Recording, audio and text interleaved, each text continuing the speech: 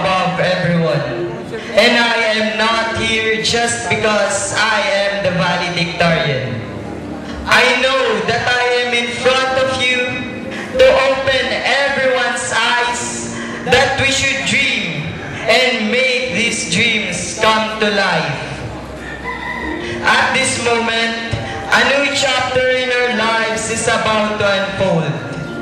I can see in your eyes that you learned something in the past. Young citizens of the country, we should learn how to take responsibility for our actions and develop a concern for the society we are living in.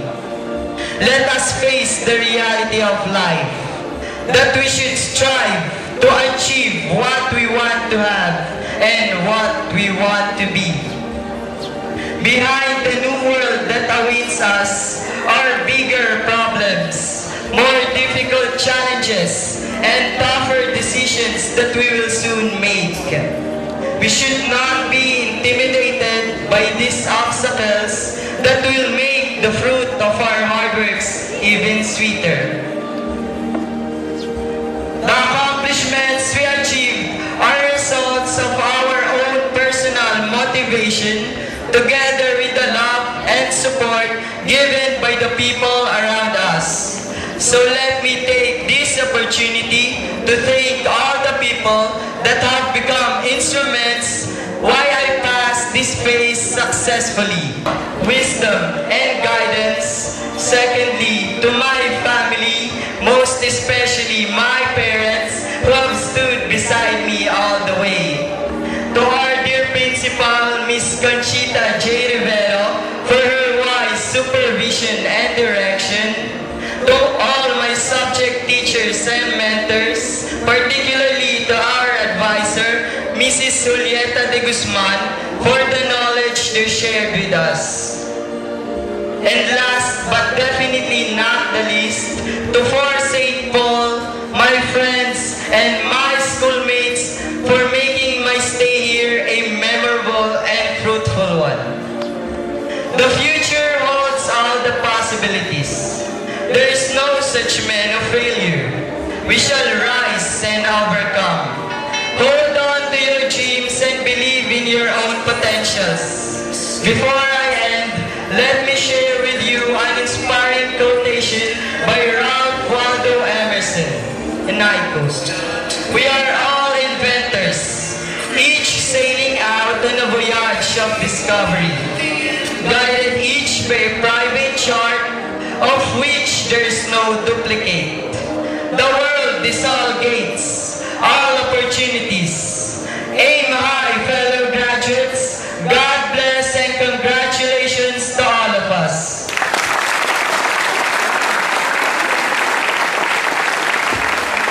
We would like to acknowledge the presence of Councilor Kate Pineda. In behalf of our City Mayor, Honorable Wing Gatchalian, it is my honor to introduce to you today the very hardworking and dynamic Councilor of Valenzuela City, Honorable Jerry S. Plana, to give us his inspirational message.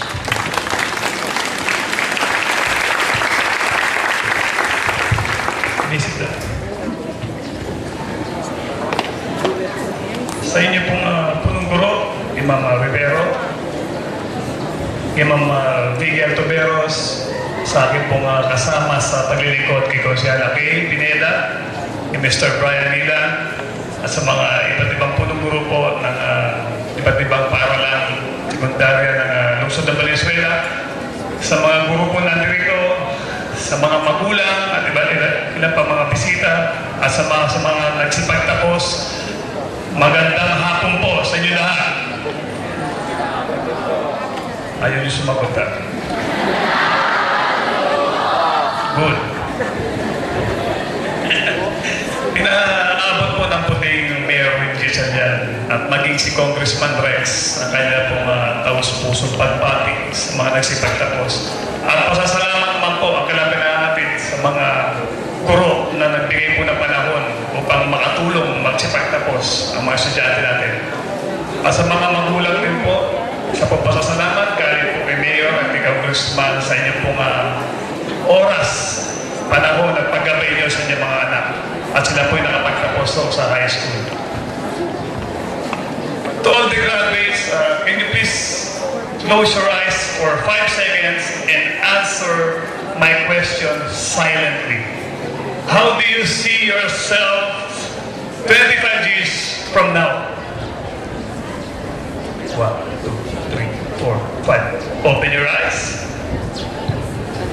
Perhaps most of you will agree with me that most of you dream of becoming someone in the future. And also, most of you are dreaming of becoming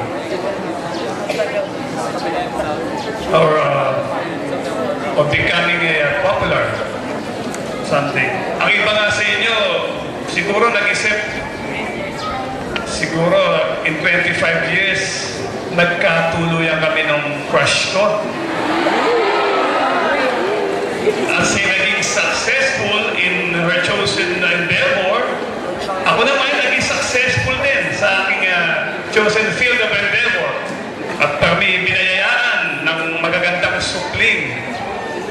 And we live happily ever after. Siguro gano'n, no? Tingnan nyo yung mga crush nyo. Naku po, nagkakiligan ko.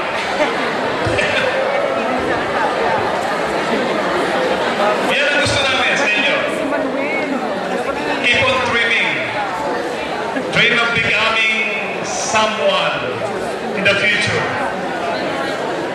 Keep on dreaming. But dreaming is one thing. Fulfilling your dreams is another thing. Hindi lahat puro pangarap, kailangan gumawa ng pangarap para mabot yan. Alam niyo ba may secret formula to success? Who will agree with me? Wala. Mayroong secret formula. At kaya gusto niyo bang malaman? It consists of 2 words. Siguro, after this, pwede isulat sa isang kaperasong papel, i-post nyo sa LinkedIn nyo o singin nyo sa mga notebooks nyo para ito yung inyong gabay. And these 2 words is the commencement address of Sir Winston Churchill, who is considered one of the greatest political leader ng Great Britain during World War I. Siguro kilala niyo si Winston Churchill. When he was invited to give his commencement address, when he was introduced, he stood up and said firmly, "Never quit." Then after that, he sat down. 2 words for a commencement address, which is probably the shortest commencement address in history, but the most powerful. Graduates, you still have a long way to go. Napakahaba pa ng inyong lalakbayin. And along the way, hindi natin sigurado kung ano mahaharap natin.